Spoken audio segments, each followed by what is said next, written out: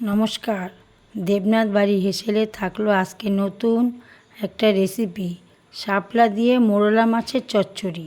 সবাই তো বেগুন আলু দিয়ে খেয়েই থাকি, কিন্তু আজকে আপনাদের দেখাবো শাপলা দিয়ে কীভাবে এই রান্না করতে হয়। মোরলা মাছগুলি ভালো করে কেটে ধুয়ে নিন। এরপর আলু আর পেঁয়াজ ঝিরিঝিরি করে কেটে নিন, আর শাপলাগুলো এক কড়াইয়ের মতন করে কেটে নিন।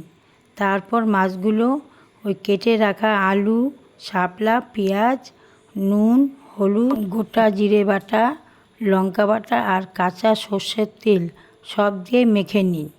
এরপর কড়াইতে তেল গরম করে কালো জিরা ফোড়ন দিয়ে তাতে ওই মেখে রাখা ওই মাছগুলো দিয়ে কড়াইতে উল্টে পাল্টে ভাজা ভাজা হলে গরম গরম নামিয়ে পরিবেশন করুন।